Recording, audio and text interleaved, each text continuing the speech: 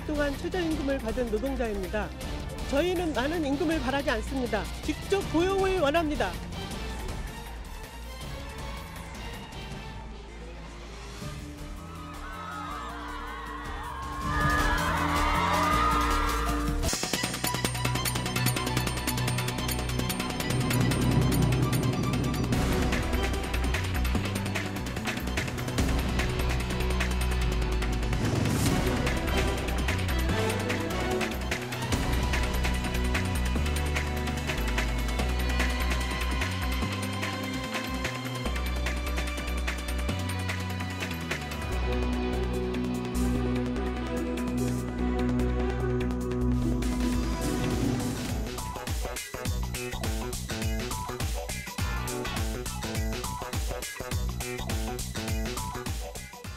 백성문 변호사, 최진봉 교수 자리했습니다. 오늘 첫 번째 주제 보겠습니다.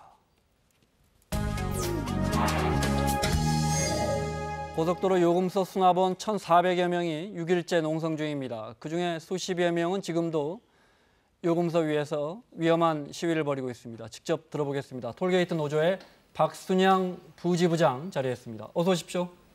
네, 안녕하십니까. 네.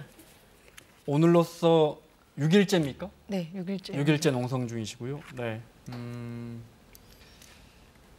청와대 위에, 청와대 앞에, 그다음에 요금소 위에 올라가 계신 분들은 지금 몇 분이나 되십니까?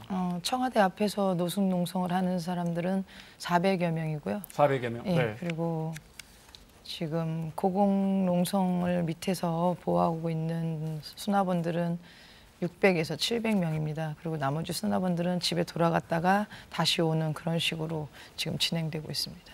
톨게이트 위에, 요금소 위에 올라가 계신 분들이 몇십 명이 아니군요. 41명이요. 아, 요금소 위에 올라가 계신 분은 41명. 네, 41명이고 네. 그 밑에서 보조해주고 위험한 거 지켜보고 있는 동지들이 지금 700에서 800 정도가 계속 유지되고 네. 있습니다. 농성 6일째인데 어제 상황 좀 잠깐 영상으로 보겠습니다. 어제 오전 7시 반쯤입니다. 경부고속도로 서울 톨게이트 부산 방향 요금 수납 노조원 200여 명이 고속도로 한가운데서 기습 점거 시위를 벌였습니다. 고속도로 진입 차로 일부가 통제됐고 출근 시간대 주변이 아주 큰 혼잡을 빚었습니다. 2시간가량 진입로가 점거됐는데요. 네, 물리적으로 충돌도 했고 부상자도 나왔습니다. 노조원 23명이 연행됐고요. 노조원들은 도로공사가 수납원들을 자회사 소속 직원으로 전환하는 데 반발하고 있습니다. 그러니까 자회사로 가라는 것이죠. 네. 근데 도로공사가 직접 고용해야 한다는 법원의 판결이 이어지고 있어서 법원의 판결을 지켜라는 것이죠. 들어보겠습니다. 저는 20년 동안 최저임금을 받은 노동자입니다. 저희는 많은 임금을 바라지 않습니다. 노사정 협의회는 조작입니다. 직접 고용을 원합니다. 6,500여 명의 수납원 중 자회사 전환을 거부한 노조원 1,400여 명이 지난달 말로 계약이 종료됐습니다. 전체가 한 6,400여 명, 6,500여 명 정도 되십니까? 네, 그렇습니다. 네. 그러니까 톨게이트에서 돈을 받으시는 분들. 네, 네. 정규직 전환 대상자가 6,500명 정도 됐고요. 네. 네, 지금 현재 자회사를 거부하고 해고된 노동자가 1,500명입니다. 그 말씀은 한 5천여 명 정도는 자회사 새로 만들어진 자회사로 사측의 요구대로 갔고, 네, 그렇습니다. 나머지 한 1,400여 명은 가지 않고 버티다가 해고됐다 이 말씀이시죠? 네. 네. 일단 왜 자회사로 안 가십니까? 저희 용역 형태가 적게는 한 달, 3개월, 1년 이렇게 단기간 근로 형태였습니다. 네. 그럴 때마다 이제 해고의 위험이 계속 도사렸고 해고되었고 그럴 때마다 도로공사는 손 놓고 지켜만 봤습니다. 외주사의 일이다 이렇게 해서 했기 때문에 지금 도로공사가 주장하는 자회사 또한 용역만 관리하는 인원만 관리하는 외주사 큰 하청업체라 생각하고 저희는 고용 안정이 목적이기 때문에 지금 자회사를 거부하고 있습니다. 네. 제가 하나 질문을 드리면 이제 도로공사에서 뭐라고 지금 해명을 하고 있냐면 자회사로 가면 임금도 오를 것이고 또 고용도 어느 정도 안정이 될 거라고 얘기를 하고 있거든요. 어쨌든 자회사지만 자회사의 정규직이 되는 거죠. 그렇죠. 지금은 용역직인데. 그렇게 주장을 하고 있는데 거기에 대해서 좀 설명이 필요한 것 같아요. 도로공사가 말하고 있는 지금 그 인력을 관리하는 용역업체는 네. 저희가 불안정한 고용업체예요. 고용 상태이기 때문에 저희가 지금 앞으로 또 수납원의 일이 뭐 지속적으로 진행될 거다라고 하면 저희가 걱정을 안 하는데 네. 지금 추진하고 있는 스마트 톨링뿐만 아니라 지금 도로공사가 협의하면서 얘기한 부분에 대해서는 수납원들이 스마트 톨링으로 실시되기 때문에 2,000여 명만 필요하다라고 이미 2차 협의회 때 얘기를 했습니다. 네. 그런데 숨기고 지금에 와서 해고하지 않겠다. 자회사로 모두 6,500명이 가도 해고하지 않겠다라고 하지만 이강래 사장이 벌써 2022년에 스마트 톨링 실시한다고 발표를 했습니다. 네. 그런 모든 부분을 저희는 절대 믿을 수가 없습니다. 그러니까 한 가지만 제가 더 여쭤보면 이건 제가 동의해서 물어보는 게 네. 아니라 이제 왜냐하면 시청자분이 이해를 하셔야 되기 때문에 네, 제가 그렇죠. 말씀드리는 거예요. 예를 들어서 지금 스마트하고 하이패스가 많아지잖아요. 네. 결국은 그러면 인력의 필요성은 더 줄어들 수밖에 없어요. 네. 그럼 만약의 경우에 직접 고용을 해서 인원이 이제 6천 몇백 명이 계속 일을 하시게 되면 하이패스가 많아지고 스마트로 만약에 이게 네, 고속도로 스마트 운영이 톨링이라고 되면 하더라고요. 톨링이라고 네. 하죠. 그렇게 되면 이제 남은 인력은 그럼 어떻게 운용이 돼야 된다고 생각하시는지도 설명이 네. 필요할 것 같습니다. 만약에 본사로 정규직화가 되면 6천여 명이 정규직화가 되는데 도로공사 입장에서는 지금 현재 본사 직원이 5천여 명이가 된다면서요. 네. 이분들이 들어왔는데 지금 교수님 궁금해하시는 것처럼 전부 다 같이 정규직화되면 물론 뭐 직급은 차이가 있겠지만 근데 이제 갈수록 전부 다 하이패스를 쓰시는데 그럼 본사 들어와서 어떤 일을 하십니까? 지금 저희한테 부여하겠다는 업무가 조먼이에요. 조먼이라는 건 이제 청소도 있을 수 있고 식당도 있을 수 있고 지금 얘기하는 뭐 도로 졸음 쉼터에 그런 일도 하겠고 이런 네. 일을 막 지시하고 이제 지시하겠다라고 하고 있는데 그런 부분에서 문제가 있습니다. 수납원들은 지금 몸이 불편하신 노동자들이 너무 많아요. 수납 업무 아니면 할 수 없는 노동자들이 많아요. 거기다 네. 고령이에요. 스마트 톨링이 실시한다 하더라도 지금 수납원들은 어느 정도 고령이기 때문에 55세 이 정도 넘으셨기 때문에 네.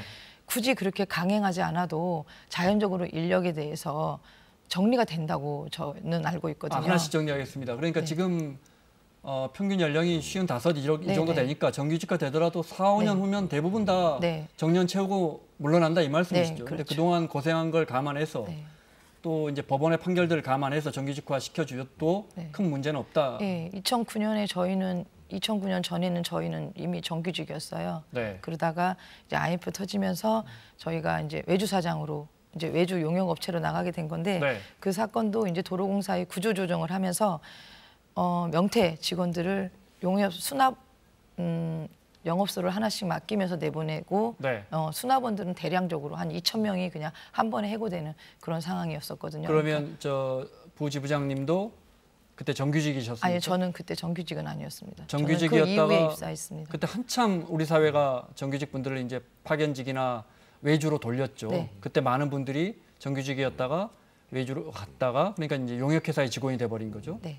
그분들을 다시 정규직화 해달라는 법원의 판결을 따라라. 네, 그렇죠. 주장의 2012년도에 이미 저희는 네. 지휘 소송을 진행했고 2015년도에 1심 그리고 2017년도에 2심을 벌써 네. 받아놓은 상태인데 정규직 전환으로 인해서 저희가 해고를 당하는 상황인 거예요. 네. 그래서 저희가 청와대에 가 있는 이유가 그겁니다.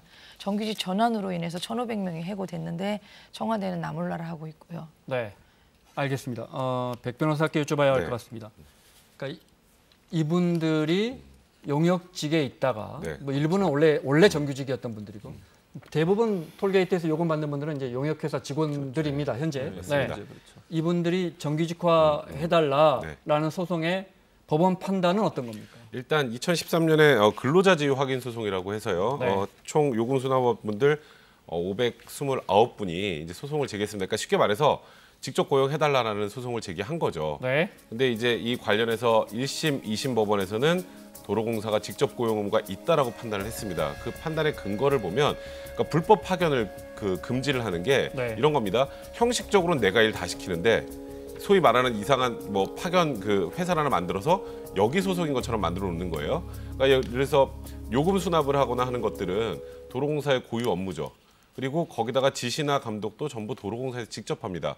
그러면 형식적으로 볼 때는 용역업체 직원일지 모르겠지만 네. 실질적으로는 사실상 직접 사용자로서 직접 지휘권을 행사했다는 거예요. 네. 그러니까 지금 현재 용역업체 지금 근로관계가 형성되어 있는 분들 같은 경우는 용역업체와 노무관리성 인정되다 보기 어렵고 이건 소위 말하는 형식적인 소위 말하는 회사에 불과하다는 거니까 네. 그러니 이건 불법 파견이고 결론적으로 직접 고용을 해라라고 지금 1심, 2심은 판단하게 된 대법 겁니다. 판결은 남아 있고요. 네, 그렇습니다. 그러니까 정리하면 용역업체에서 나온 톨게이트에서 돈 수금하시는 분들이 용역업체 직원들이지만 하는 실질적으로. 일은 본사에서 하는 아주 필수적인 일을 하고 있고 거기다가 지휘감독도 다 본사가 받으니까 네. 하니까 그동안 판례를 보면 대부분 다 정규직화해라는 네, 판결이 그렇습니다. 나오죠. 네, 맞습니다. 네.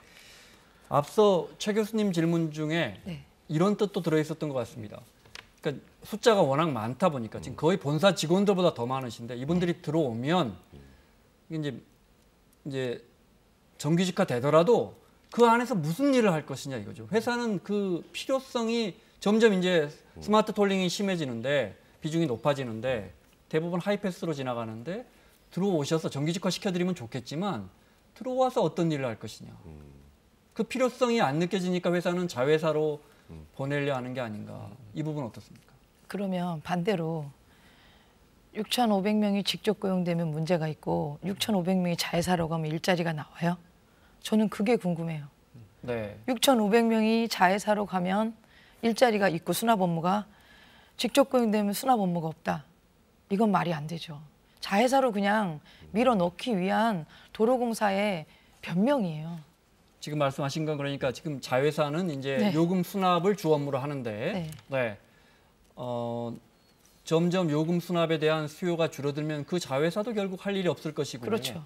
결국 그쪽으로 자회사 직원으로 가서 자회사의 정규직이 된들 곧 몇 년 있으면 다시 고용 불안이 심화되지 않겠느냐. 너무 거짓말이 티나잖아요. 직접 고용을 해서 6,500명 수납원들은 어렵지만 자회사 6,500명은 가능하다. 자회사엔 수납 업무다. 이건 누가 봐도 거짓말인데 네. 그걸 저희가 어떻게 믿습니까? 이 도로공사에서 내용 이것도 확인이 필요할 것 같은데요. 네.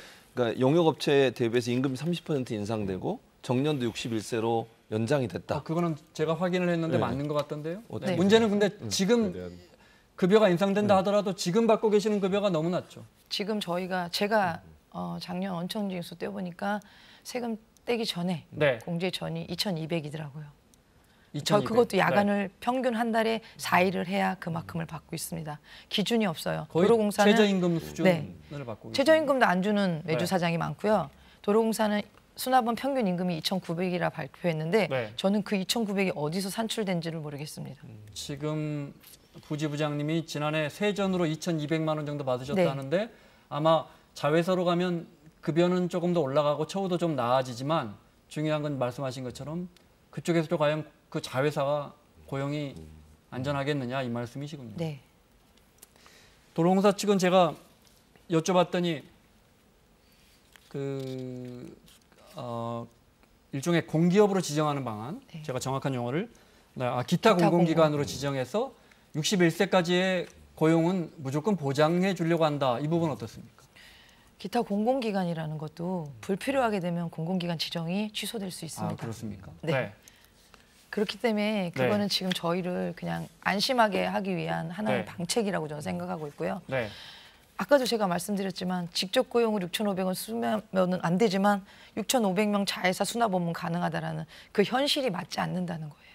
네. 예. 알겠습니다. 도로공사 측 방금 제가 간단하게 설명드렸는데 도로공사 측 그 부분 자회사로 고용이 승계되면 고용도 더 안전해지고 처우도 나아진다는 입장 잠깐 들어보겠습니다. 자회사도 하나의 회사이고 법인이기 때문에 최초의 근로 계약을 하면 정년까지 보장되는 것입니다.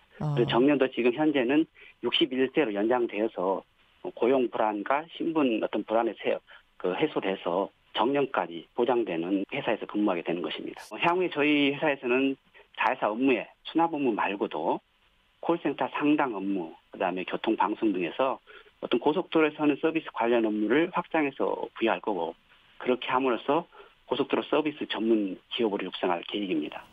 그러니까 자회사의 설령 수납 수요가 줄어들더라도 콜센터라든지 다른 업무를 부여해서 그 일자리를 계속 유지하겠다는 게 도로공사 입장인 것 같습니다. 여기에 대해서는 어떻게 생각하십니까? 도로공사는 처음부터 지금까지 계속 자회사만이 옳다라고 얘기하고 있어요. 근데 노사전문가협의회에서조차도 전문가위원 2명이 서명하지 않고 동의하지 않고 퇴장하셨습니다. 그 이유는 지금 먼저 소송에 나간 1심, 2심 판결을 받은 수납 노동자들의 권리를 보호해야 한다. 그리고 제가 마지막으로 주장한 게 뭐냐면 지금 몸이 불편하신 수납원들이 40%가 넘습니다.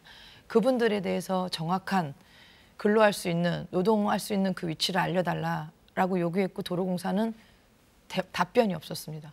그렇기 때문에 지금 저렇게 주장하는 거는 그냥 막연한, 그리고 네. 얼마 전에 이런 말씀 드려서 됐는지 모르지만 얼마 전에 청와대에서 면담한 결과 도로공사는 지금도 수납원들을 계속해서 설득해서 최대한 자회사에 넣을 수 있다라고 보고를 했습니다. 그리고 청와대도 동의했고, 청와대에서 뭐라고 말씀하셨냐면요. 해고는 본인들이 선택했다, 이렇게 심한 말씀까지 하셨어요. 그래서 지금 저희가 수납 노동자들이 10년, 20년 외주사장들한테 그리고 도로공사한테 잘 보이기 위해서 안 잘리기 위해서 김치까지 해다 바치고 또 거기다 돌솥밥 해서 바치는 이런 억울하고 힘든 상황에서 버텼는데 이제 와서 정규직 전환하면서 자회사 가라는 거 불합리하고요. 네. 저희는 받아들일 수 없습니다. 알겠습니다.